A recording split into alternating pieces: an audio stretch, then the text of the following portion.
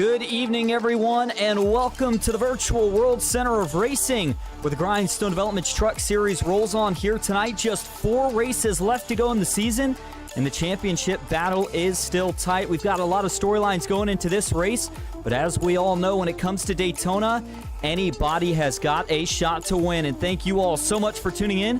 You're watching Austin Green on PGR eSports. Well, qualifying is complete. Bigger field than what we've had the last few weeks here tonight. A lot of drivers antsy to get going here at Daytona. We're going to get things kicked off here tonight, going right down trackside and getting to your starting grid. The man who will start on the pole, one of the Team Conti Sim Performance drivers, and that is the 47 of Randy Sample.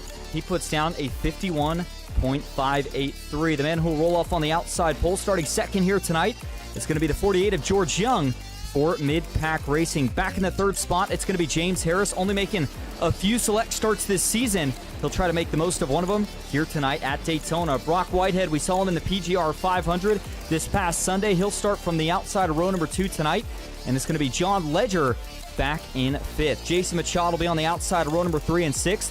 Series sponsor Kevin Kirchar, good to see him back at the field here tonight. The number 91 truck will roll off from 7th. He'll have Zachary Crabtree to his outside in 8th. Back in row number 5, it's going to be Tyler Meeks alongside Jason Nethery to round out your top 10. Another 2 of the Team Conti Sim Performance teammates, Craig Janzak and Bryce Rayner, going to be rolling back from row number 6. As we move on back to the 13th spot, it's Eli Childs in the 00, William Mann Jr. back in 14th, Ryan High 15th, Charles Whitehead in 16th, and then Chris Logan will roll off back in 17th. Quick look at the race info here at Daytona. Similar in terms of fixed setups. We've seen that every week for the Grindstone Developments Truck Series. But here tonight at Daytona, we are going to run 50 laps. That'll break down to 125 miles. 70% fuel in these trucks, so there will be a pit stop in play. 2 sets of tires as always, and 2 green-white checkers if we were to need them. Well, what makes Daytona so unique? Speeds of almost 200 miles an hour. And a whole lot of pushing and shoving. When it comes to the draft, anybody can win. The question is, who is going to get it done tonight?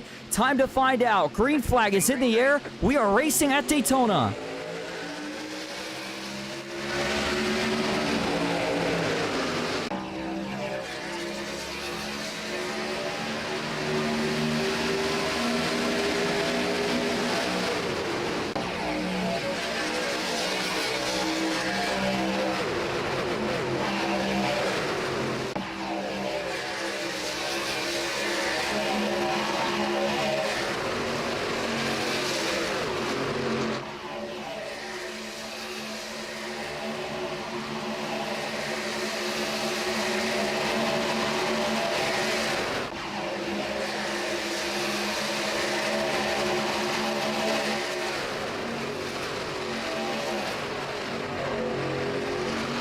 Side by side off the turn 4, trucks up to full pace for the first time here tonight at Daytona.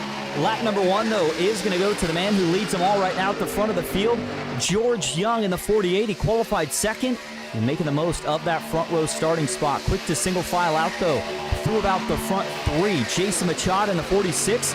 Going to get tanded up with Brock Whitehead, but you notice still 2 by 2 for this group behind him, and we actually saw a break in the pack just within the span of that first lap.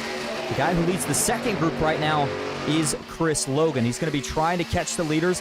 A little bit of a bridge, though, that should connect this second pack.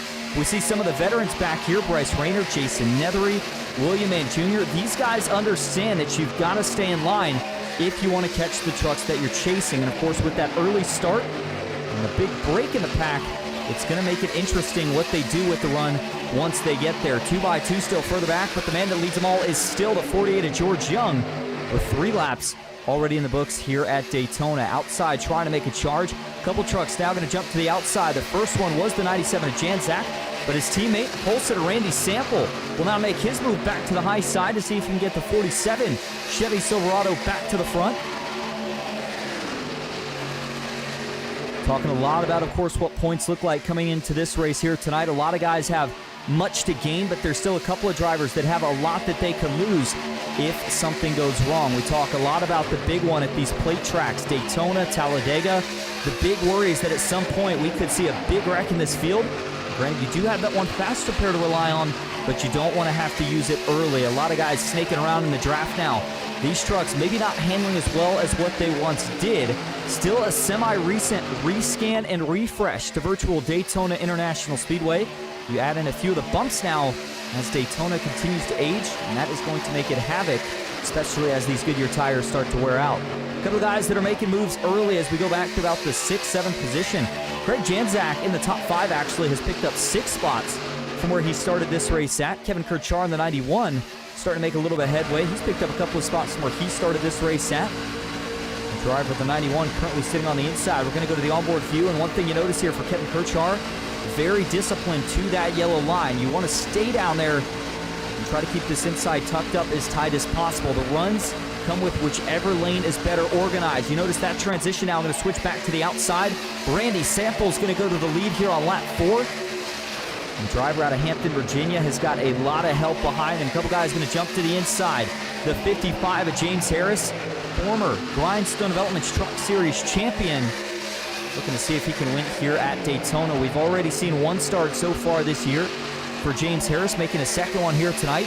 But they're going to go 3 wide now, further back in the pack. Brock Whitehead finds himself stuck on the outside. 91 to Kevin Kirchar, big run. Oh man, he's got to line it up to the back of Janczak. He was able to make the push work.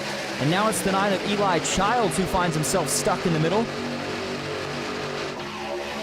Janczak now going to play the Pied Piper role here at Daytona. He currently leads the high side. 5 of 50 laps complete. Still 3 wide. Further back in the pack, Childs finally finds a spot to jump up. And the 29 of William Mann Jr. is going to follow him in the process. Chris Logan was able to catch the back of this lead pack, and really everybody that was in that second group was able to do the same. And as a result, we have now got all 17 trucks that started this race back within a second of each other. Third lane working once again, and guess who? This time it's one of the Whitehead Racing drivers. Brock Whitehead trying to shoot the middle. 97 of Janczak's giving it a thought. He's going to cover down to the middle. He'll go 2 for 1 though as he goes all the way down to the bottom. Now back to the top as they go into turn 3. For Brock Whitehead, a lot of momentum, both him and his teammate Trey Whitehead. We talked about how good those two were when it came to the PGR 500 this year.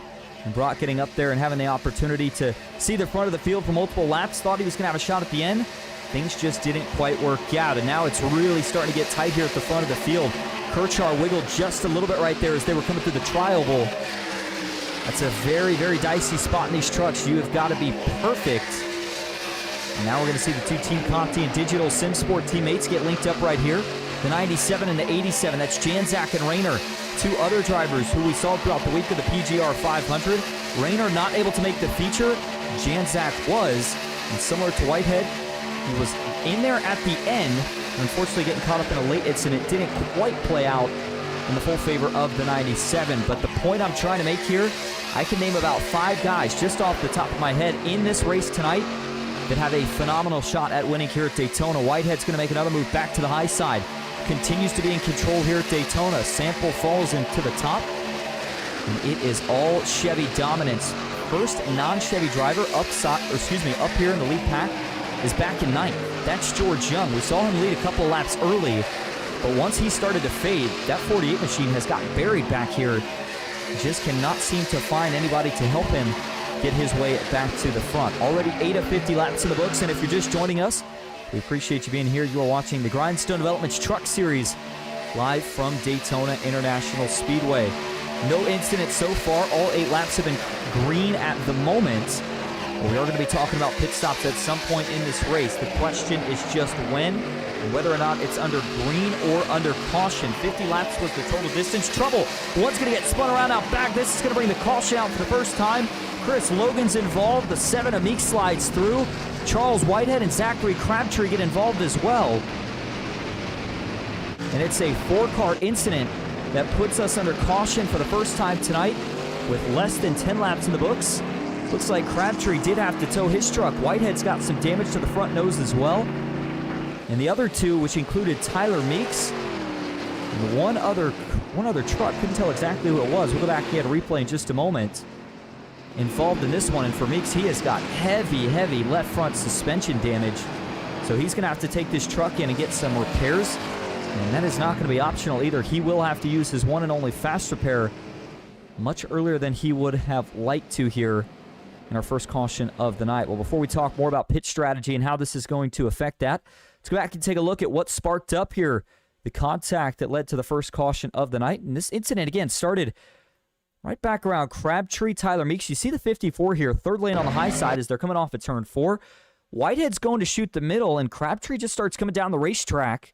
And once he gets into Whitehead, that sends Whitehead down into Meeks. Turns the 51 sideways as he goes back up the track. Pretty big shot into the outside wall, and then there's Crabtree as he comes back down when he got hooked. That sends him into Meeks, and then here's the big hit for the 7 truck. King slapper off the inside safer barrier. That's where he gets all of his damage. Let's go back and watch this, though, in full speed here. I'm curious what the onboard view looked like here for Crabtree. As we mentioned, he came down the racetrack, but part of me wonders if he was just getting loose coming off the banking or if it was something else. Puts a little bit of wheel into it. To be honest, it almost doesn't look like he really gets loose with this truck. Again, these have a lot of downforce. Usually not much of an issue here on the high banks. I just wonder if maybe he didn't realize how close together they were. He just started to fade a little bit down towards the inside. And again, when you're running 3 wide, unlike Talladega, it is not quite as wide here at Daytona. It doesn't take much wiggle room before contact is going to occur. Here's what it's looking like here for the 51 at Whitehead. We're going to back this up and show you from kind of the spotter stand.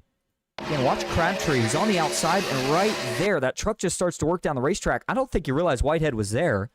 And at the same time, you actually see it a little bit from that angle. Whitehead may have been creeping up the racetrack as well. And he definitely was. It wasn't much. But the 51 moving up just a little bit, paired with the 54 creeping down a little bit, is what sparks that contact. And then it is on from there. Again, biggest hit here is definitely go to Crabtree and Tyler Meeks. 70 Chris Logan getting involved, though, as well. And so with this putting us under caution for the first time tonight, and it came at an interesting point. About 10 laps in, I still don't think that these guys are going to be able to make it on fuel, but it's definitely going to make it a lot more interesting in terms of when you would come in for that green flag pit stop. At the front of the field, though, it is going to be Randy Sample, who will lead us back to green in that number 47 machine. 2 Chevys behind him. It's going to be Craig Janczak and Brock Whitehead. Rayner back and forth. George Young 5th. It's James Harrison 6th. Jason Nethery 7th. William Mann Jr., Kevin Kirchart, and Jason Machad all rounding out the rest of the top 10. So we talk about these trucks being able to make it somewhere probably right around 30 to 32 laps on a full tank of gas. But remember, these guys not running on 100% fuel. They've got a little bit less than that. So we were already going to see 1 green flag pit stop. We'll still see 1, but it will certainly push that fuel window back from, say, 25 to 30 laps. Now we're not going to be likely making that pit stop until we get towards probably right around the lap, if I had to guess, 35, lap 40 marker at the most. Unless, of course, we get another caution, which would shuffle that strategy back up once again. We'll obviously talked a lot about the points coming into this race and who needs what. 2 of the guys, though, that are still well in contention. 2 of the drivers that have been favorites pretty much all season up to this point. It's Craig Janczak and Bryce Rayner. Starting first, though, with the onboard view, Craig Janczak will be carrying what'll be an interesting cam here at Daytona. I wish we had a pedal cam here. Everybody thinks it's so easy in the draft when you're running almost 200 miles an hour that you're just wide open, foot to the floor, but it's actually a lot of throttle control that comes into play, especially if you are not either first or second in line for that matter, as everybody else has to kind of play the role of just keeping the line tight but not running over the guys in front of you. For Craig Janczak here, one of the things that's been a little bit elusive for the 97 when we have seen him in the Grindstone Developments Truck Series before has been winning at a super speedway, and it's been the same case for his teammate, the 87 of Bryce Rayner, who's also carrying an onboard view for us here tonight. The tough part about these super speedways is it's about 75% skill, but you still need that aspect of luck, especially when it comes to dodging some of the big wrecks, maybe coming down to a 3-wide photo finish at the end and be in the lane that's got the run. There's so much that can come into play. You've heard people say before, the draft is the great equalizer, and that is good news for the underdogs and the guys who really need to try to find a win either this week or next week when we head to another plate track in the form of Atlanta Motor Speedway. To talk about crown jewels, we had Indy earlier this season. Daytona, though, arguably even bigger than that. So the iRacing.com pace car going to make the left turn once again. It'll be 12 of 50 laps in the books. Still a ways from halfway as Randy Sample and Craig Janzak will lead us back to green. And it's a good jump this time for the inside line. The 47 gets through the gears a little bit quicker, and he's going to have the opportunity to jump up right out of the gate. And that's going to leave Brock Whitehead all by himself on the inside, but that'll line up the Digital Sim Sport trucks. All three up top at the moment. Takes these guys probably about a half to 3/4 of a lap to get up to full song in these trucks. I look back to Bryce Rayner, though. He has got to get there, or this inside could try to start to crawl back. No help on the bottom. Now they're really going to break up. That puts Kirchar in an awkward spot. He's got to jump to the middle. 3 wide now, down the super stretch. Further back, Meeks was trying to cover a move from Whitehead. Almost trouble. Man, Brian high in the 13. Looked like may have gotten swiped there by the 91 of Kirchar. They're both able to hold on and save it. That could have been really, really close as Kirchar is still trying to split his way through the middle, not content to duck up in line. And he's trying to find a spot here in front of the 34 or the 19. It looks like Ledger maybe going to cut him a break. He'll let him up, but the 91 chooses to stay down. Back at the front of the field, Randy Sample continues to lead, and seems like they're liking this outside line just a little bit better. You don't have to worry as much about being side drafted when you roll the top here at Daytona. The trade-off is you're taking the long way around the racetrack when we go through the turns. That's why you see the inside start to get a little bit of draft back towards the front as we go through 1 and 2 and 3 and 4. And James Harris doing everything right. The problem is they just can't seem to get the help lined up good enough behind him for this lane to make progress. You see it right there. Kirchar jumps to the middle. That's going to stall the momentum out of the inside even more, as the 29 of William Mann Jr. just not able to get to the back bumper of James Harris just yet.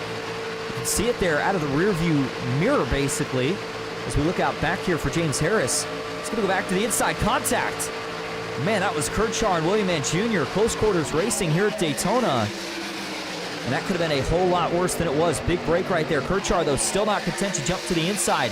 Harris says, I've had enough of this. He'll go to the top. And it's an interesting break here. These guys got to be careful. We're starting to see a few towards the tail end of the lead pack that are starting to lose a little bit of ground.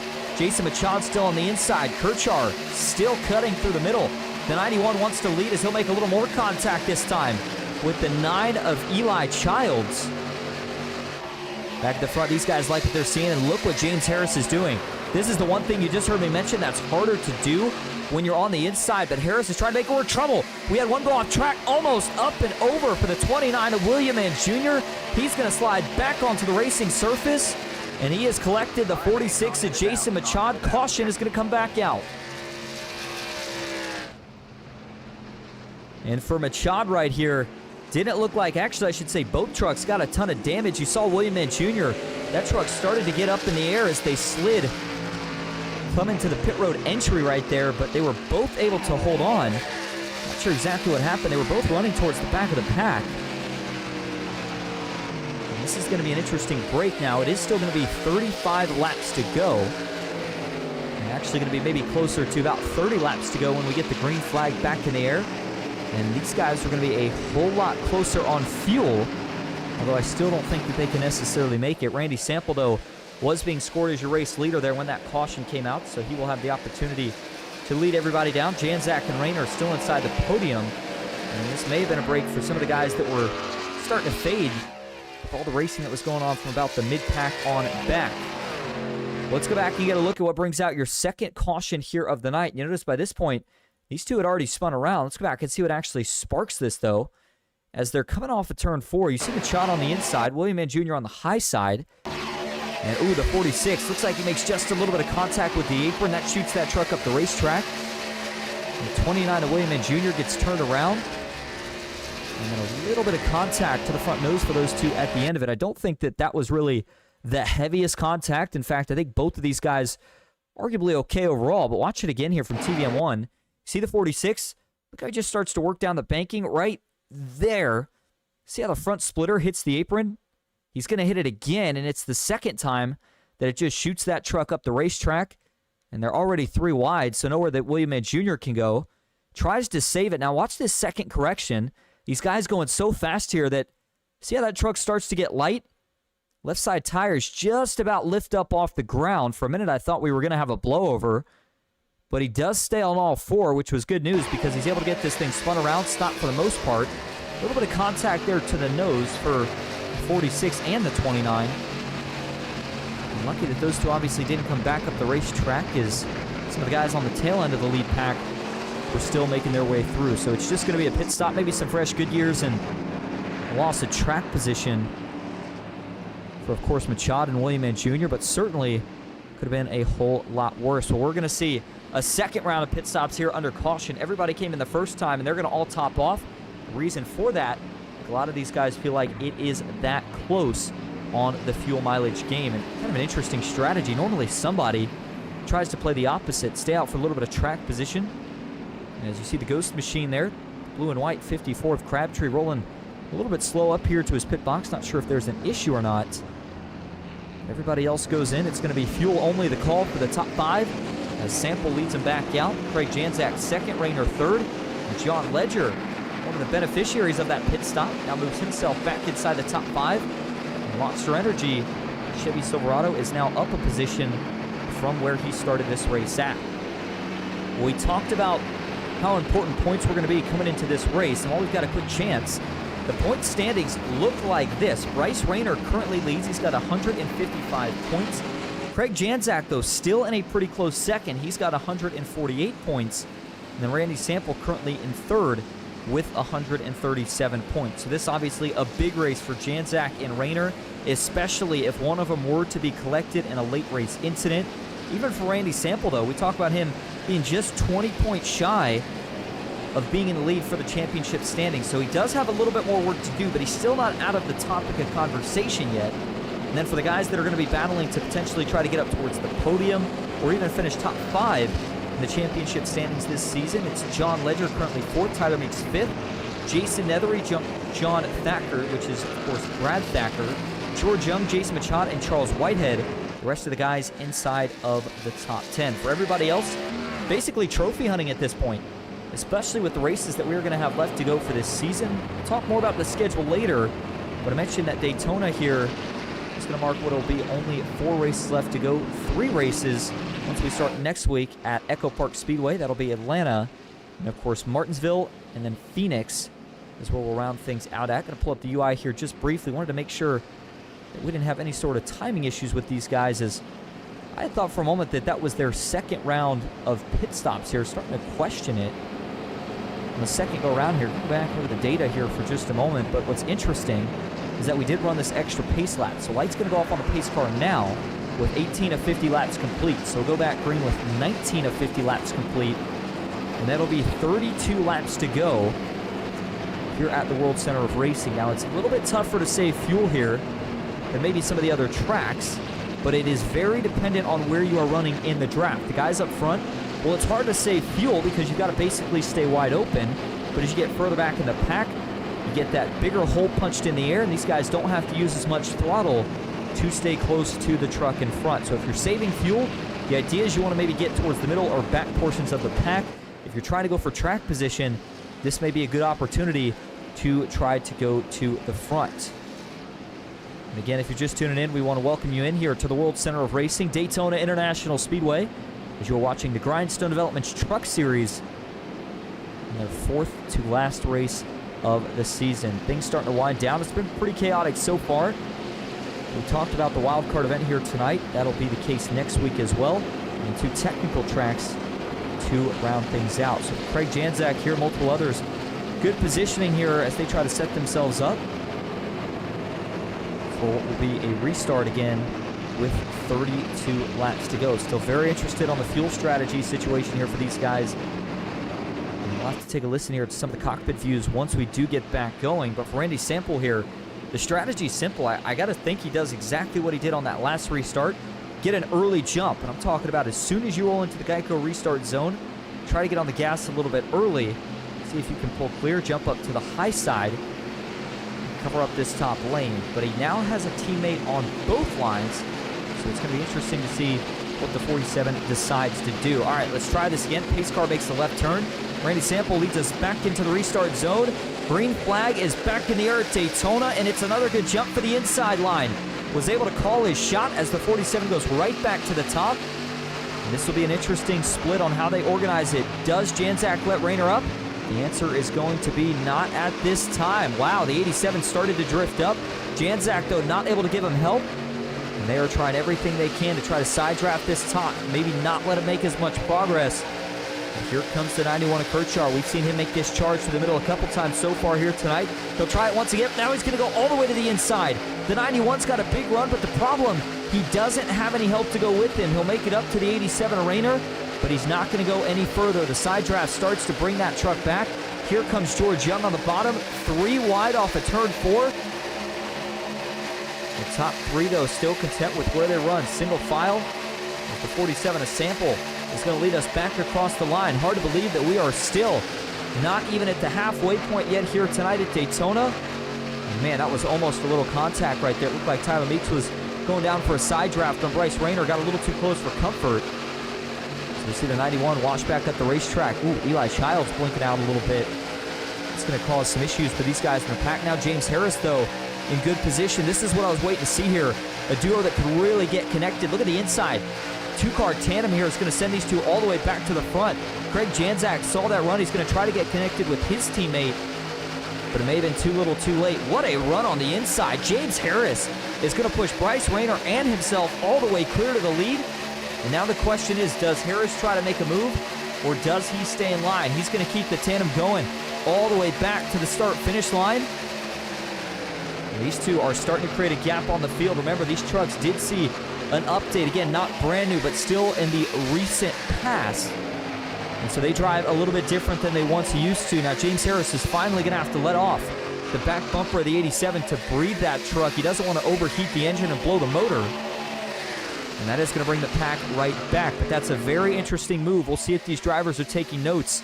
Coming down to the end of this race, half a lap to go. If I'm James Harris or whoever's in second, I think I try the same strategy. Get temmed up, see if you can pull away from the field, and try to make it a 2-truck race to decide the winner coming down to the checker flag. Rayner's going to give James Harris a chance to cool the engine temps off even just a little bit more. Maybe no. Now he goes back to the high side. Trouble. Harris is going to spin. The 55 is going to tag the inside wall. Big hit for James Harris. Caution is back out. And I said big hit. Did he somehow actually keep it off the inside safer barrier? This truck actually looks clean. The way he got turned, I thought there was no way he was going to be able to dodge the wall. But Harris may have found a way. It was starting to get dicey up front. And you saw that move. But the 87 Rayner tried to go up high to block in for James Harris. I believe he may have gotten turned from behind, trying to check up for that move. And again, only truck involved in this one. 3rd caution here before even the halfway point tonight at Daytona. Sometimes a little bit more cautions are to be expected when you go to these big super speedway tracks. And you know what? I think I know what's going to happen here. I think Harris is going to just miss the pit wall before it kind of starts to angle out. Watch this here. First, there's the contact. Kershaw sends the 55 around. Go back and look at exactly what causes it right there. I mean, you cannot get more lucky than that. For James Harris, I mean, he was what? An inch, maybe 2 from clobbering that inside wall. That would have been a big hit to the back end of that race truck. And somehow he's able to keep it off. Let's go back, though, and look at the actual contact here from our aerial view. And you see right here, watch the 87 Rayner. He's going to jump back to the high side. He realizes the momentum's coming back up top. As he does that, it's going to be a little bit of a stack up. Harris is trying to line up the 87 for a good push. But as he goes to do that, you can see that the 91 of Kershaw is kind of already there. And yeah, I was going to initially say the 91 looked like he may have came up, but he had already stopped moving before the 55 starts to move down. And it's really tough to tell. One more rewind to this here. If the 47 a sample is giving him a push right there, it's tough to tell. Yeah, I think he does. I think Harris is trying to line him up, and it's just the slightest offset push from sample. I don't think the 47 was expecting that sort of movement from Harris. And that little offset push is what sends him down into the nose of Kevin Kershaw, and then sends him for the slide right there where the pit wall kind of jets back in.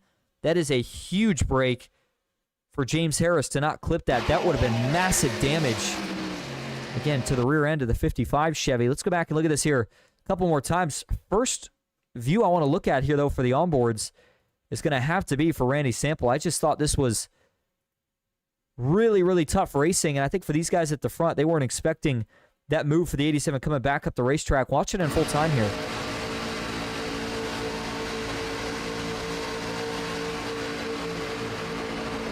Right there, and you can actually hear Sample just briefly lift as he was trying to maybe keep from getting into the back of James Harris. Unfortunately, though, he's just a little bit too late. And that's what ultimately leads to the issue here. Give you one more angle of this here before we go back live, as this now will, I believe, put everybody inside of the fuel window. Make it the rest of the way under green flag racing. So James Harris, the only truck that gets collected. And as we turn our attention back live, you see the 55 there. Didn't have to go in for repairs, but certainly did still go in for some service. So he'll have to restart here near the tail end of the field. Meanwhile, at the front, how about Kevin Kirchar, series sponsor? And of course, we couldn't have the Grindstone Developments Truck Series without all the support he provides to these guys. With the prizes, cash prizes, might I add, that we'll see throughout the season, providing a broadcast.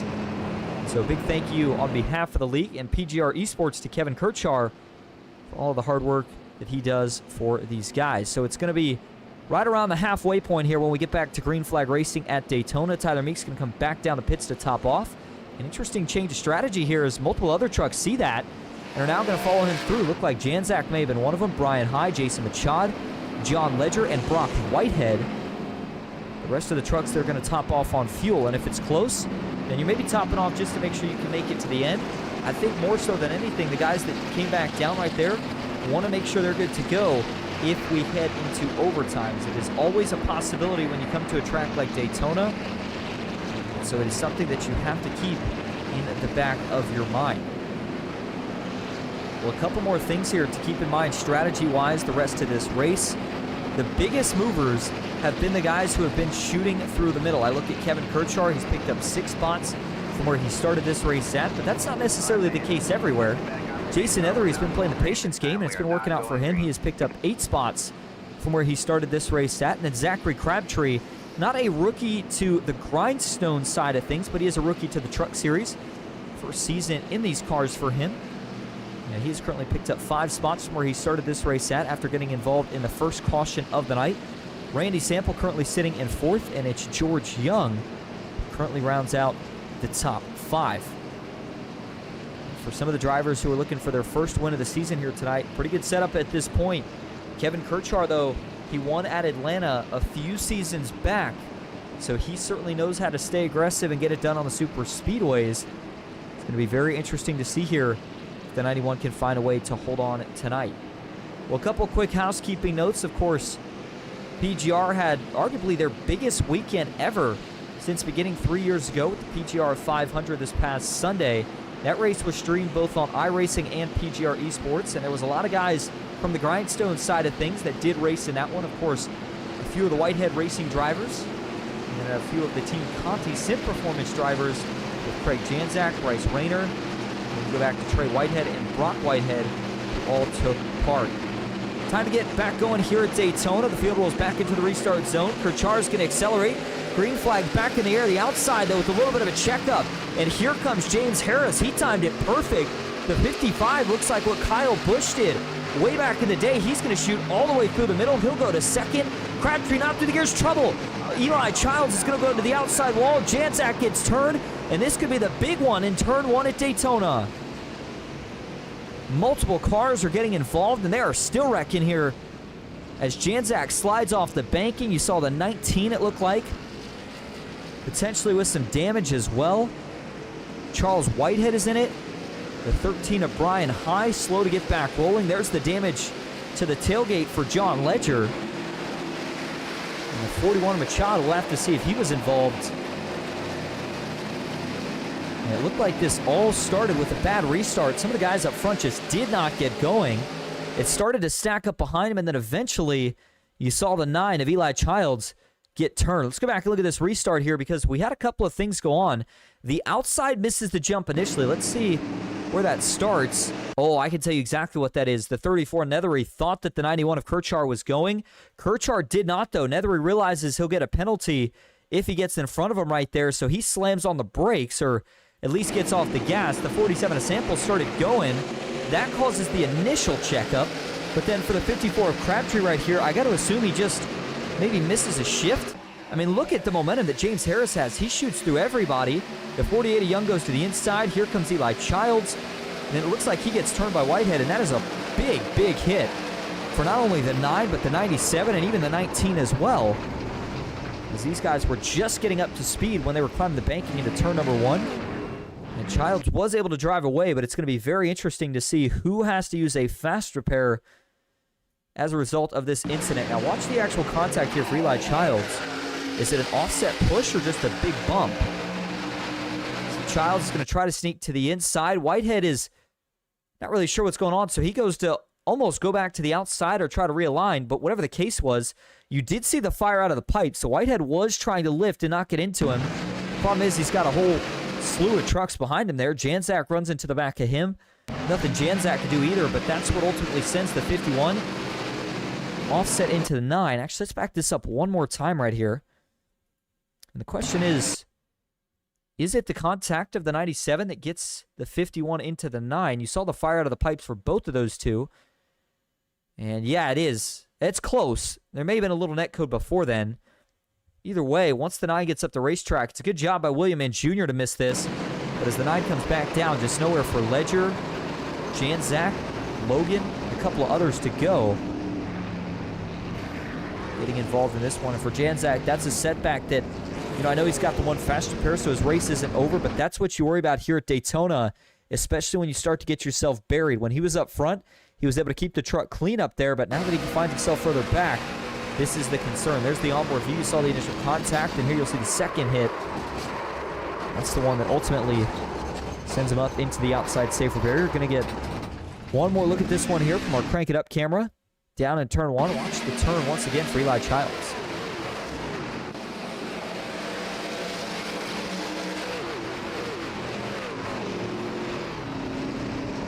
So this now marks your 4th caution of the night as we have officially crossed the halfway point here at Daytona. Up front, Kevin Kirchar still leads.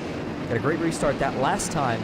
He's not had to look back since, and these are some of the first laps of the season being led for the 91 of Kirchar, and this momentum could be very, very big for not only him, but for a couple of the guys that he's been working with, knowing that they're going to a track next week that he has, of course, won at before. And so the 91's got to feel like if he's going to make a run for a few trophies this season, it needs to be tonight at Daytona and then next week at Atlanta. For Jason Ethery, last season's champion, and of course the late model cars, currently sitting in 3rd, Randy Sample 4th, and George Young rounding out the top 5. Crabtree back in 6th, William Mann Jr. 7th, Bryce Rayner 8th. It's going to be Brock Whitehead in 9th, and Jason Machad currently rounding out the top 10. Well, we'll see if the lights go off on the pace car this time, and it is going to be a restart. Closer to 20 laps to go. It'll likely be either 22 or 21 to go once we do get the green flag back in the air. And with that, we're going to head to our first break of the night. We'll go side by side so you don't miss a thing, and we will be right back for the restart here at the Virtual World Center of Racing. Kevin Kirchar leads. Stick with us here at Daytona.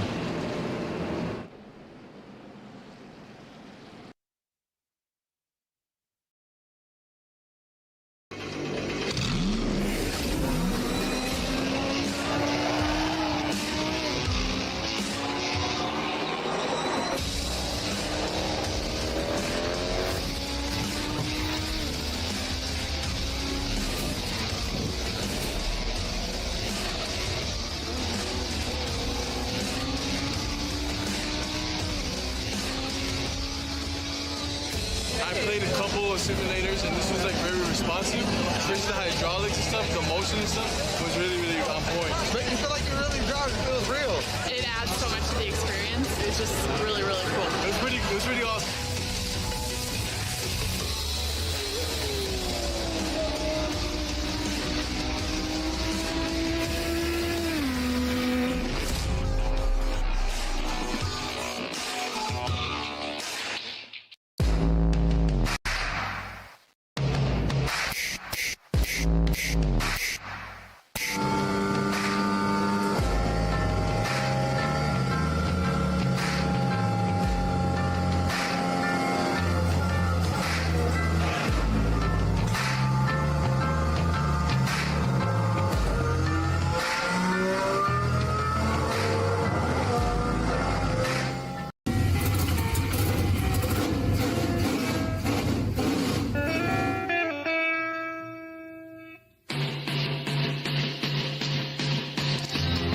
Green flag is in the air. We are racing.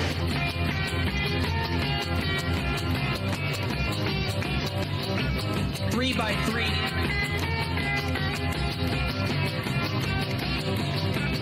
Almost no trouble. Around goes Alex Hill. On into the outside wall goes Hill. They're wrecking big time out back. We're not going to throw a caution.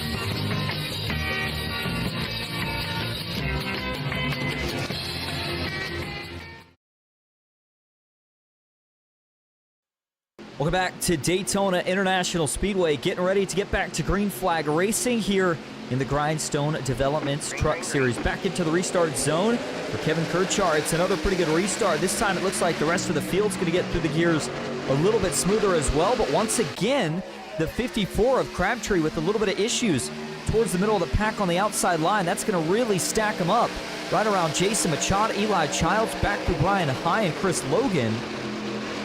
So those guys are going to have to reorganize and regroup. Meanwhile, at the front of the pack, single file here as they work down the super stretch off of turn 2. And by the way, it'll be 21 laps to go when we cross the line this time. Fuel mileage should no longer be an issue, especially for the guys who have already topped off. For some of the drivers who stayed out, a couple of cautions go to get track position. I believe that caution should secure them as well. Nethery rolls up to the 3rd spot, but watch out on the high side. 2 of the Digital Sim Sport Team Conti trucks. Randy Sample and Bryce Rayner trying to get tandem together. 21 laps to go here from the World Center of Racing. You can tell that the intensity is starting to slowly pick up. No more third line just yet, but we are starting to see some of the moves. Watch for some of these teams to start to get together. One of the groups that have been working so good together tonight has, of course, been the Team Conti Sim Performance Trucks. I look back to Bryce Rayner, Craig Janzak, and, of course, tonight's pole sitter, Randy Sample, who is currently leading the charge up the outside. Now, what's going to be interesting here, you notice Sample starting to wiggle down a little bit closer to the inside, looking for a big side draft here into turn 3. And the whole point of the side draft here at a track like Daytona, we see it, of course, at a track like Talladega as well. You're trying to dump a bunch of air on the rear spoiler of those trucks on the inside. Anything you can to slow them down, but not proving to be effective at the moment. The best thing for this inside line is the man who currently sits in 2nd, James Harris in the 55 machine. New paint scheme on board, by the way, for him tonight. As you can see as he dives into turn 1, he's got the Summit Sim Racing paint scheme on board, but for the 55, he has been so good at pushing here tonight. And for Kevin Kirchar, he's got to be thinking that's one of his best friends. Those two have been working together so far tonight. But here we go, 3rd lane going to get working now. It's John Ledger to the outside, and we're going to get another move to the middle this time. It's George Young in the 48 who jumps up. And it's all about who's got the most tenths to push with. You notice here, we are late day at Daytona. The sun here could be potentially starting to set as we get towards the end of this race. If that is to be the case, speeds are going to pick up. These guys are going to be able to push. It is a fixed setup, but again, you notice track temp under 80 degrees here tonight at Daytona. And so that is part of the reason these guys have been able to do so much pushing, especially towards the front of the pack. George Young, though, still on the outside. No major side draft at the moment. This time, though, the 47 of Sample trying to get connected off of turn 2. And, of course, you got to be really careful pushing here. Obviously, dicey anywhere you do it, but especially as you're going into and coming out of the turns. That's where the truck is either trying to load up as you head into the banking or unloading as you come off of the banking. And it only takes one slip of the wheel to find yourself in a bad spot. That 3 wide, though, now still further back in the pack here. The leaders remain 2 by 2 throughout the first 4 or 5 rows, but now they're going to get single file for the front 3. As that momentum on the high side has still just been not able to get generated at this time. Still plenty of laps to work with, though. 18 laps is a long way here at Daytona. Each lap, 2.5 miles, over 50 seconds. But you got to think for Bryce Rayner, who currently leads that outside line, he has got to be feeling a little bit uncomfortable knowing that they're 3 wide, and if anything goes wrong, he could be right in the thick of it. We saw Craig Janzak in that last incident. He was able to get that 97 truck cleaned up and now finds himself trying to advance through the middle of this field. Biggest movers at the moment, Kevin Kirchar, the man who leads the way here at Daytona. He has picked up 6 spots from where he started this race at. James Harris, currently in 2nd, has only picked up a position as he, of course, qualified in the top 3. Jason Nethery is up 7 in 3rd. William Ed Jr. is up 10 in 4th. And Bryce Rayner is up 7 in 5th. Still 3 wide. That time the 19 of Ledger. A little bit of contact there to the outside wall as they were coming through the tri-oval. We're going to hop on board now here with the 87 of Bryce Rayner. Of course, he is carrying the onboard view for us here tonight, both in the real-life cockpit as well. As you see the 87 of Rayner right there. Again, we talked about all the experience he got in the PGR 500 the week of, rather. Wasn't able to make it to the feature, but the biggest difference, that was in the next-gen cars. Those are so much different than the way that these Craftsman trucks tend to drive here. And obviously a lot more pushing and shoving. In real life, these guys would not be able to connect bumpers for as long as they do. And you also see the sun there coming off of turn 4 at Daytona, maybe playing a little bit of havoc here at the moment. And this Rayner is going to line up a big push to the outside right there. Whitehead's going to have to be really careful. Man, Kevin Kirchhoff on the bottom. He started to wiggle in the 91. And James Harris, who was one of the best pushers so far tonight, had made that move to the high side, and he will go to the lead at Daytona. And the question is, does he try to go back down to the bottom, or is he content staying on this high side right now? Brock Whitehead maybe going to try to split the 55 here if he starts to creep down too far. Good discipline is now the high side is going to clear about 4 to 5 trucks deep, all the way back to Ledger and almost Meeks. And for the 91 of Kirchhoff now, he's got to get some help here from the 34 Nethery. If these guys aren't able to get connected, that line will continue to fall back. Almost trouble. Eli Childs trying to hang on to that truck. Looks like he's going to be able to do it. That was a really, really close call for the 9. Coming off of turn 4. Looked like he just got a little bit loose right here. As we'll go back and take a replay at this. Watch the 9. Gets on the apron, and yeah, it's not contact that gets him loose. It's just getting those left side tires down on the apron. No transition here between the banking and the flatness once you get down below that yellow line. So that was, again, a big moment, but a massive save for the 9 of Eli Childs. He does lose the pack, though, in the progress here, both him and Crabtree. These two really need to try to get together here if they're going to stay with the leaders. I mentioned that they lost the lead pack. They may actually still be with it here. Yes, they are. Big run, actually, now for Eli Childs. He almost fell out of the draft, but was able to keep it. Not anywhere to go, though, with that massive run. William Mann Jr., the only driver that finds himself in the middle right now. Nowhere to go as he is going to make his way slowly to the back, but it looks like Crabtree is thinking about trying to pick him up towards the back of the field. Trouble, one hard into the outside wall, make it 2-3. Caution going to come back out. It's Kevin Kirchhoff, Charles Whitehead, and a couple of others that get involved. One of them is William Mann Jr. The 29, who we just saw in the middle, Kevin Kirchhoff, who we were just talking about as your race leader. About 5 to 10 laps ago, now finds himself involved in this wreck. And it looks like he will be able to get back rolling here on the flat in turn number 1, but not without some damage. And I'd be most concerned about the suspension of that truck. It looked like he kind of got up, not upside down, but up in the air after he made contact with the outside wall. At least from that view, it doesn't look all that bad, but of course, we'll have to see how it is here once he actually gets down to the pits. Gets that damage a little bit more assessed. 5th caution of the night. Let's go back and take a look at it here. And it started right around the 91 of Kirchhoff. You notice right there the contact has already occurred. And if we back it up here to pretty close to where things started, what I want you to notice right here is watch the 91. You notice for Kirchhoff, he did make his way to the outside. He's running behind Charles Whitehead. Looks like he's going to go to the middle as they're coming into the tri-oval. And then as they exit the tri-oval, this is where the contact's going to occur. Whitehead gets up into the outside wall. Kevin Kirchhoff was running a little bit high, but he wasn't coming up. I think part of that issue had to do with, of course, the 51. Wow, look at the 91. Second truck that we have almost had go upside down here tonight. And watch this again. Try to see if we can get more of a kind of straight-on angle of this. All right, here we go. Watch it from the aerial shot. So you see that dark seam on the top of the racetrack. That's usually kind of what marks the third lane. The middle usually stays below that. But you'll notice the 51 starts to wash up a little bit here, as does the 91 of Kirchhoff. So Whitehead's going to get up into the outside safer barrier, trying to not get into the 91 of Kirchhoff. 91 still working up a little bit, but it's really as Whitehead gets into the outside wall that he kind of bounces off the safer barrier, comes back down into Kirchhoff. That sends Kirchhoff, again, almost upside down.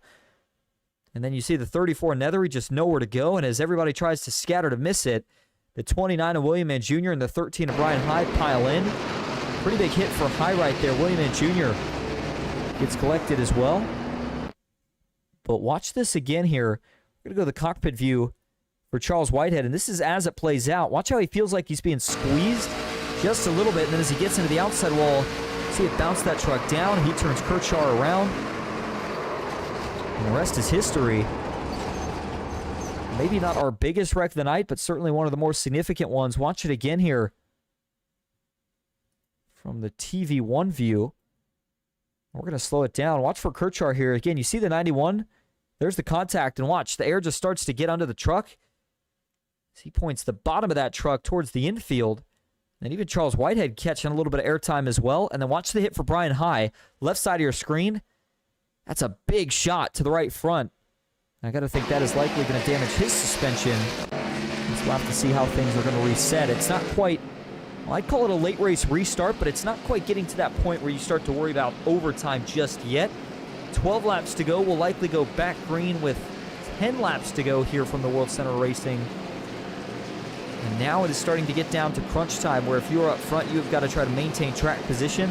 The pushes are going to start to get even more aggressive, and we could start to bring blocking into the fray as well. It hasn't been a big issue so far here tonight.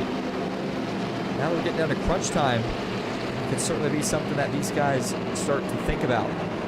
Well, if you're just tuning in, you are once again watching the Grindstone Developments Truck Series, live here from the virtual World Center of Racing. And as we do get ready to get back to green flag racing, that was a quick look at the race info. Didn't mean to pull that up for everybody. What I did want to show you, though, here was the remaining schedule for these guys. Just 3 races left to go. And I do want to make a note, Homestead actually did get skipped as a result of all the drivers from this series that were running in the week of the PGR 500. But it was Daytona here tonight. Next week, it's going to be off to Atlanta Motor Speedway, and then Long Beach and Phoenix to round out the season. And the points format for these guys is, again, a full season points payout. There is no playoffs. There is no special bonuses. It is all about your finishing position, representing how many points you are awarded at the end of a race. So you got to be consistent all season long. For Craig Janzak and Bryce Rayner, those two are the ones that are currently battling for that championship. All right, well, lights go off on the pace car, so this is going to indicate 1 lap to go here before we get back to green flag racing. You see all the dust and debris over here in turn number 1. Those guys threw up during that last incident. And so with 10 laps to go, you figure it's going to take, again, about 3/4 to a lap for the momentum to really get generated and for everybody to get up to full speed. So you've got about 9 laps, you figure, to try to make your move and get to the front. If you're inside of the top 4, I think you're in a good position to either focus on pushing if you're James Harris or Tyler Meeks, and if you're the 2 leaders, you're trying to decide which lane's got the momentum and which one you want to control. But for these guys that are, I would say, really outside of about the top 10, it's go time. You need to be thinking about who you're going to work with to try to get that third line working, whether it be shooting through the middle or going to the top lane. If you wait too long here at Daytona, it can bite you, especially knowing that if we get another caution, well, then all of a sudden we're talking about a restart with 5 laps to go. If we get a late caution, maybe we're talking about a restart inside of a green light checkered. And we know that we've only got 2 attempts at those.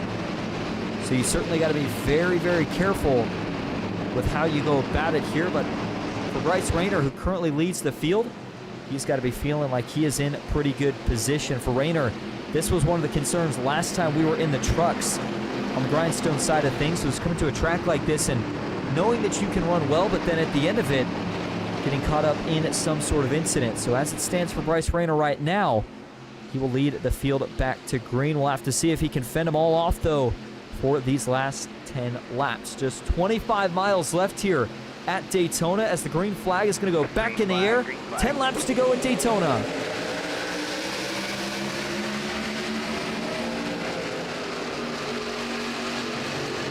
Good restart out of the gate for the 87 Rayner. He's going to have any option here. It looks like he's going to go to the high side as they climb the banking into turn 1. Now he'll go back down to the bottom, trying to figure out where the momentum was going to be. But he's got to go back to the high side. This is a very interesting switching of lanes for the 87 Rayner. He went top to bottom about 3 different times just in the course of 2 corners. And now as he finds himself leading the high side here at Daytona, the 61 of Whitehead all the way back to the 97 of Janczak. How about a 4-truck deep tandem? And they're finally going to break it up as they work off into turn number 3. But you can tell that the 87 Rainer still feels like the momentum's up top. Janczak's going to dive back down to the bottom. Now they're going to split 2 by 2. Janczak trying to get linked up with his teammate. And meanwhile, on the high side, it's Brock Whitehead who leads the way. He is getting a push from Tyler Meeks. Randy Sample back in the mix. And at least at the moment, we have got almost 11 trucks. Actually, make it 12 trucks here. Currently in the lead pack, Ryan High leads a second group. And these guys are going to have to get moving towards the front. They're going to have to do it in a hurry. They can see the lead pack. The unfortunate part, though, here for both Brian High and Crabtree, as they race 2 by 2, they continue to lose time. They're over 3 seconds behind the lead pack. You've got to get back within 1.5 seconds to actually catch a draft. And so the way it runs at the moment, they are going to need a caution to have another shot at this one. 3 wide, further back in this lead group, though, now. George Young is going to take a shot at it as he goes to the high side. No takers, and up front, Bryce Rayner still trying to control this field. He threw the block on Whitehead. Now he goes back down to the bottom to cover Tyler Meeks. As they work into turn 1 here, one thing to keep in mind for some of these guys on the outside, like the 61 of Brock Whitehead, that is not a teammate behind him. That's the 47 of Sample. You wonder, when does that third lane try to split him out again? James Harris is there. Now we're going to see another move. This time it's the 97 of Janczak. Rayner, though, his teammate, will cover that move once again. There's the side-by-side view for these two who currently lead the field here at Daytona.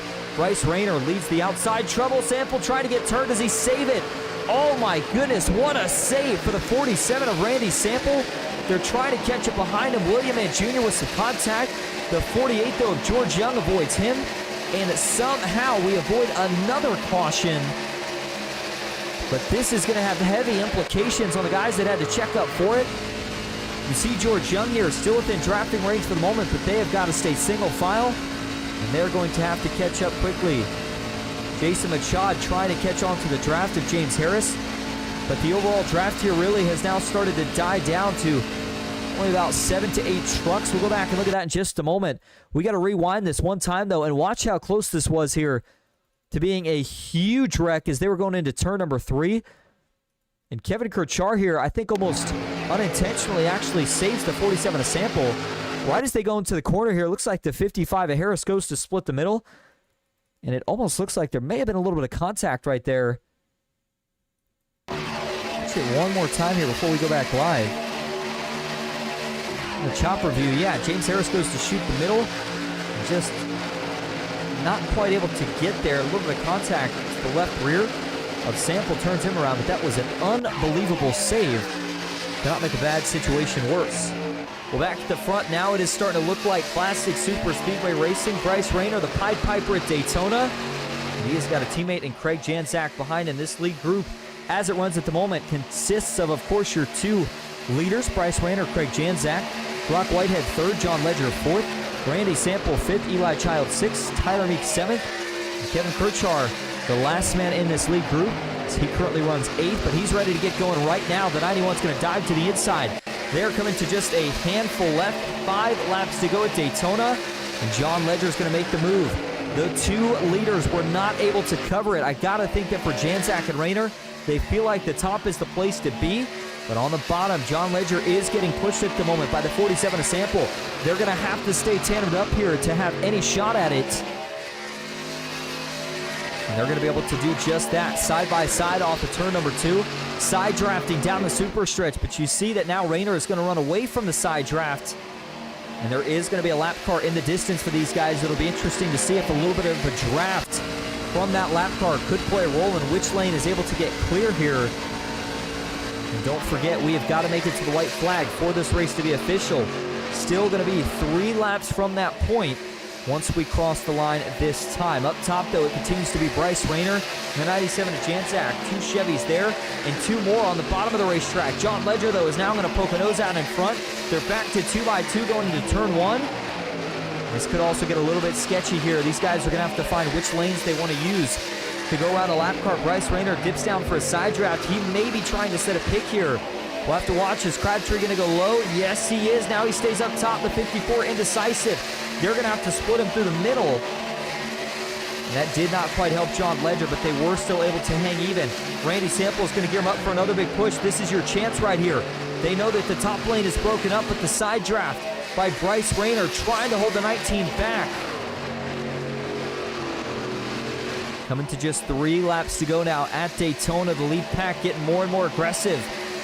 But we're starting to run out of time. You wonder, will we see a third lane? These guys have been fluctuating between the middle and the high side.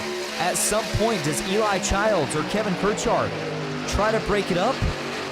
Or do they stay how they run right now? Jan, Zach, and Rayner, I got to think, work together here until we're coming down to the checkered flag, and then it's which move can one of those two make? And you saw what Rayner did right there, duck to the inside, trying to control these lanes and get a little bit of fresh air to the front grill of his teammate, Craig Janzak. Once you get to the white flag here, you want to have enough temps to push for the entirety of that last lap. But you got to start setting that up right now.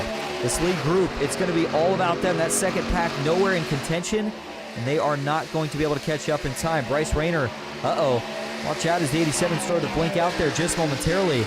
2 laps to go now at Daytona. No third lane yet, but you can tell Janzak and a few others starting to get busy on what sort of moves they want to make and when they're going to make it. Ledger back to the inside. Randy Sample has been working really well with him. They've made a couple of charges to the front, but the 19 of Ledger has not been able to get clear enough to try to make that move stick. Looks like the 9 of Eli Childs is going to try his luck. Back to the middle of the racetrack here. Kevin Kirchard is going to follow. This will break him up momentarily. For John Ledger on the bottom, still no help at the moment. The 47 of Sample has got no push from behind him. Struggling to get to that car, and it may single file back out here. And as we come off of turn 4, Bryce Rayner still leads. He will see the white flag. Race is official. 1 lap to go at Daytona, and now it is lay all your chips on the table. Tyler Meeks went back down to the inside. We had a few takers as they were going through the tri-oval, but everybody's going to jump back to the top. Meeks makes another move to the bottom, but once again, he will be the only man to go down up front. The top 3 all staying in line, and Eli Childs is going to follow him through. Childs now goes down to the inside, down the super stretch. Bryce Rayner still in control up top. The question is going to be, when does the 97 of Janzak make his move? Final time off into turn number 3. Rayner still leads the way. Janzak second, Brock Whitehead third, trouble. Kirchard's going to get turned. He'll collect Eli Childs. Off of turn 4, though. There's the move. Janzak looks to the inside. Rayner tries to block. He can't do it low. He tries to block back high. That's going to wreck the 87. Craig Janzak wins it at Daytona. Bryce Rayner comes flipping across the line. But for Craig Janzak, he makes the move at the right time, wins the race. And this could be huge for the points on trying to catch up to his teammate. Well, it may not have been the classic photo finish that we're used to here at Daytona, but it was certainly the chaos that it seems like it always ensues. And man, oh man, for Bryce Rayner, not the way he thought that was going to end coming off of turn 4. And for Craig Janzak, he has got to be feeling pretty good. He'll add another win to the column this season, and he'll bring it around to celebrate here at the World Center of Racing. Of course, we will be going back and taking a look at that replay. Wild wreck coming to the checkered flag. And for Bryce Rayner now, it's going to become a little bit more of he's got to perform next week at Atlanta, another track where we could see a similar result to the way things ended here tonight. And of course, you keep hearing me mention so much about Bryce Rayner and Craig Janzak, but we got to make sure we talk about the man who was able to steal a second place finish in all of this. And that, of course, being John Ledger. He had a phenomenal run, especially coming down there towards the end. The 19 was trying everything in his power to get to the front, and it paid off when it mattered most. The other thing worth note here, you heard me mention earlier that Ledger was actually 4th in the point standing, so this will help his night out as well. And so for Craig Janzak here, he'll continue to burn it down and celebrate here in front of the virtual grandstands, as we will now start to turn our attention to a look at your results. Again, unofficial, if you will, here tonight. We have a pretty good idea of the man that will be scored as your race winner, and that is the 97 of Craig Janzak. He wins it. One of the biggest tracks in all of stock car racing, as John Ledger will go home second and Brock Whitehead, last man to finish on the podium. Eli Childs finishes in 4th here tonight. Tyler Meeks 5th. Bryce Rayner back in 6th with James Harris 7th, Jason Machad 8th, George Young 9th, Randy Sample in 10th, Brian High in 11th, Jason Ethery 12th, William Mann Jr. in 13th, Charles Whitehead finishes back in 14th, Kevin Kirchar involved in that last lap wreck will take home 15th, Zachary Crabtree 16th, and then Chris Logan, the last man in the field here tonight, he will finish in 17th.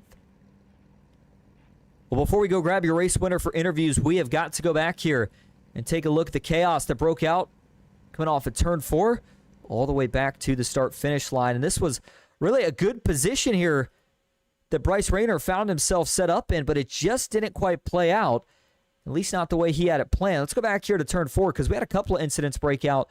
The first one is back around the 91 of Kirchar. You see he's trying to go to the inside just a little bit late.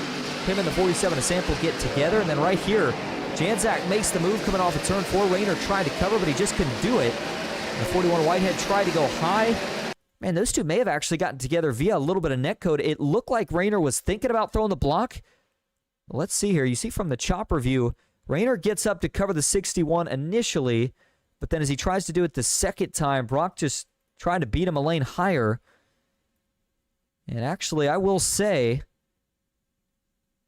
that's close on who you put that on. I do think that Rayner was trying to throw the block, but it almost looked like the 61 Whitehead did still get into his left rear, and then it's liftoff from there on. Bryce Rayner up and over a full barrel roll as that truck almost goes into the catch fence. And you see this thing is going to land up on the safer barrier. He does eventually get back onto the racetrack here before he crosses the track. Man, that was almost another big hit. So we'll go back and get an onboard view here for Rayner. This is how quick it can go south here at Daytona, leading with about 300 yards to go. And the next thing you know, upside down. And lucky, though, to land back on all 4 and still be able to recover somewhat of a finish here. He did officially come across the line 6th. And with that, we are going to now go ahead and see if we can grab your top 3 for interviews. Stick with us. We'll be right back here at Daytona.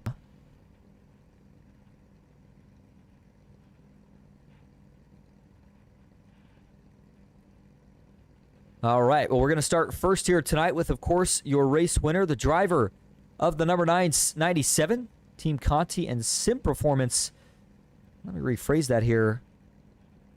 Try to look back here to make sure we didn't have any changes in the results. I saw that Kevin Kirchar being scored a lap down, and I was waiting to see if there was any going to be sort of issues race-wise, and I didn't get any data of anybody going below the yellow to advanced position. So yes, everything should be official, at least for your top 3. So we're going to try this once again. We'll bring in the man of the hour first, and that is the 97, Team Conti Sim Performance and Digital Sim Sport Machine, Craig Janzak. Craig, this is Austin up in the booth. You got a copy. Yes, my friend. How you doing? What's new out in what's new in Daytona in the last I don't know 72 hours since I've last been on your platform? Yeah, well, you saw chaos at the end of the PGR 500. It's chaos once again here at the end of the race tonight. The difference, well, you're on the better end of this one. You actually get the win here coming to the checkered flag. Tell us about how you kind of decided the timing of that move and what was going through your mind when you saw him start wrecking out back. Yeah, honestly, my move, I know this isn't going to make anyone feel any better, but my move was actually really stupid in hindsight. It was way too early and it was the wrong side. I was kind of giving it a chance, like, me, Bryce, and Brock, we worked really well throughout the week leading up to PGR. Did a lot of practice with those guys at Whitehead Racing, and as did Bryce, and I was really hoping that we were going to do the colleague Xfinity thing from a couple of years ago where we just went 3 wide and whoever won. I kind of thought that's what I was going for there, but unfortunately Brock and Bryce just got hooked together there when it looked like, I don't know who was really the indecisive one, Bryce or Brock, but it was just a complete misalignment, and it made my choice look like I did the perfect thing, but in reality, I was just trying to set up for a really cool finish. So, I'm elated that we were able to bring it home for Digital Sim Sports Smart on PC, but I'm as shocked as probably the rest of the fans out there that I'm the one that gets to be here doing the victory lap today. Well, Craig, I was kind of thinking the same thing when you made the move, that it wasn't quite the right one to win it, but it does pay off. And next week we head to another hybrid super speedway, if you will, and of course Atlanta. This race is, of course, going to help you try to catch up to your teammate and the point standings. What's the game plan next week? Do you try to be more conservative there, or is it the same mindset that you had here tonight at Daytona? Yeah, plate racing for me, waiting around, it never works for me. I went from 11th to 3rd in one lap here tonight, just because being anywhere in the middle or the back is just scary to me. So I will be pushing hard there, but there's definitely more art to Atlanta than there is to Daytona. You've got to be mindful, depending on what the track temp is, you'll either have to be especially mindful of the front or especially mindful of the rear tires. If it's real hot and greasy, you'll probably have to lean on being cautious with the rears. And if it's pretty cool, pretty cloudy, the truck will have a really significant tendency to push up on corner entry. So should be a really good package because this package here tonight is fun. It's a little bit out of control, but you can also really control lines. And I think that's something that whether iRacing has figured it out or whether it's just us racers that have figured it out, that if you control the top on these races, it's a little bit harder to get the bottom to clear you. So we'll see if Atlanta pays that way. It probably will, but it's should be an absolute treat to anybody that's going to have a ticket next week for sure. Absolutely. Well, Craig, before we let you head out to celebrate the victory here at the Virtual World Center of Racing, is there anyone you want to thank or shout out? Yeah, special shout out. I'm going to give you guys a little bit more of the microphone here because PGR eSports, what the last week was some of the most fun that I remember having on this sim in almost 6 years for me. So huge shout out to you guys. The event was managed perfectly. It was ran perfectly. I truly don't know that I'd change a single thing. So I was glad to be one small part of it. So I look really forward to more events like that. SummerSlam coming around, 500 next year, and we'll see what I can get involved in the week to week. But special thanks to my friends and family, mom, dad, Aunt Sandy, Chris, my girlfriend Anna, Uncle Lee. Thanks to everybody that watches this, watches me, supports me, and all the viewers out there. Really, this league, Grindstone Developments. Thanks to Kevin Kirscher for all the support he puts in, and it was really fun to work with Brock and Bryce again. I really hate what happened on my right as we were coming down to grab the checkers here, but we'll pick up the pieces. We'll move into Atlanta next week, and we'll shoot for another hell of an event just like this one was here today. Absolutely. Well, Craig, we appreciate you talking to us. Congrats on the win, and we'll see you next week at Atlanta. Cheers, my friend. Thank you. All right, Craig Janzak, your race winner here tonight at Daytona International Speedway. That is now going to bring us to your second place finisher, a podium here tonight for the 19 machine of John Ledger. John, this is Austin up in the booth. You got a copy? How's it going, Austin? Well, it's going pretty good. I got to ask you the same question. You bring home a podium. You come up just a 10th short of winning here at the World Center of Racing. But overall, I got to think you feel pretty good about your run here tonight. Oh, yeah, it was a blast racing up there. It seems like week in and weekend up there with Craig, Randy, Brock, and, Bryce. And I was up there 90% of the day with them, so it was just like another day. Well, just like another day indeed. But, we saw you have to go kind of from the middle and back portions of the pack back to the front a few times tonight. What was the trickiest part? And kind of tell us about your strategy and being able to get up there when it mattered most towards the end. Getting a good set of people behind you is probably the most important thing to moving anywhere in the field. Like the first time I had to drop back after, I think I got collected in a wreck, me and Meeks worked together real well. I was able to make that outside work to get us back towards the front. And the other time was during a caution. I stayed longer on pit road because I had forgotten to grab something, so I had to go get that fixed before getting back out on track and had to do it all over again. Well, absolutely. Now, John, we talk about the championship standings. Obviously, you're fourth at the moment, maybe a little bit far behind the two leaders in terms of fighting for that championship. But I still got to feel like Daytona and getting second here gives you some momentum heading into the last few weeks. Do you have Atlanta, Phoenix, or the other track we had to circled on your list as maybe you grab that first win of the season? I think I have a good shot at Atlanta. I've always run well there. One of my favorite tracks. I still prefer old Atlanta over the new one. I think Phoenix is going to be tough for me. I've always kind of fallen apart on the short tracks. Well, it's going to be interesting to watch. Again, one more plate track next week and then 2 technical tracks. But as good as you look tonight, certainly a possibility that you could get that win next week. John, before we let you head out, I'll keep it short, but is there anyone you want to thank or shout out after a podium finish? Yeah, definitely got to shout out my girl. I wouldn't be able to keep doing this without her behind me. My parents watch it every week as well, so that's always fun to do well when you have people behind you and watching. Definitely want to shout out you and PGR. You guys put on a hell of a broadcast, and watching the 500 was a blast. And John, we certainly appreciate it. And hey, first time on the podium this season, I got to finally say your name correctly. Thanks for talking to us, and we will see you next week at Atlanta. Take it easy, Austin. All right, that'll bring us up to your final podium finisher here of the night. One of the drivers for Whitehead Racing. This is 61 of Brock Whitehead. Brock, this is Austin up in the booth. You got a copy? Yeah, I got you. Sorry, my mic was muted. No worries at all. Well, you're another one of the drivers that we saw in the PGR 500 feature, so we knew you'd be dangerous coming into Daytona here tonight. You bring home a podium, but was there anything more you wish you would have done there towards the end to try to get a win? Yeah, really the top was dominant again. Just like in PGR, I mean, it was the top and the middle that worked the best. So obviously we knew that coming into tonight. The bottom was not working at all. I was on the bottom a couple times tonight, and it just didn't go anywhere. So nothing that I think I could have done different to get up there, but definitely tried to.